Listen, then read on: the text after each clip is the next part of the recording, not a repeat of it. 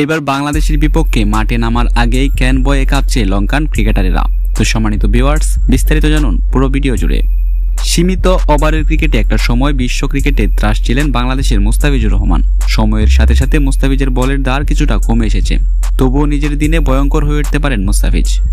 প্রথম ওয়ানডের আগে সংবাদ সম্মেলনে লঙ্কান অধিনায়ক চারিত আসালাঙ্কা বলেছেন, প্রথমত মুস্তাফিজ একজন গ্রেট বোলার। সে অতীতে নিজেকে প্রমাণ করেছে, বাংলাদেশের হয়ে অনেক উইকেট নিয়েছে। আমাদের তাকে নিয়ে পরিষ্কার প্ল্যান আছে, কারণ আমরা জানি সে কতটা ভয়ঙ্কর হয়ে উঠতে পারে। বাংলাদেশ শ্রীলঙ্কার সাম্প্রতিক উত্তপ্ত লড়াই প্রসঙ্গে আসালাঙ্কা বলেছেন, অবশ্যই এক্সাইটিং সিরিজ হতে চলেছে, তবে আমরা বেশ ভালো বন্ধু। খেলার মধ্যে রাইভারলি মনে হয় আর কি, এটাই সবাই আশা করে। এমন উত্তাপ, এমন লড়াই, এমন ম্যাচ, এগুলা দর্শকরা প্রত্যাশা করে। দিন শেষে আমরা ভালো বন্ধু।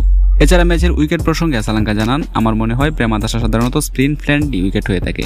আমি ভালো ট্র্যাকে খেলতে চাই, স্পিন ফ্রেন্ডলি ট্র্যাক নয়। আশা করছি ব্যাটারদের জন্য ভালো উইকেট থাকবে।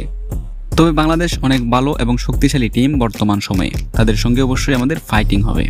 আগামীকাল 2 জুলাই কলম্বোর আর প্রেমাদাসা স্টেডিয়ামে বাংলাদেশ সময় বিকাল 3টায় শুরু হবে শ্রীলঙ্কা এবং বাংলাদেশের মধ্যকার 3 ম্যাচের ওয়ানডে সিরিজ।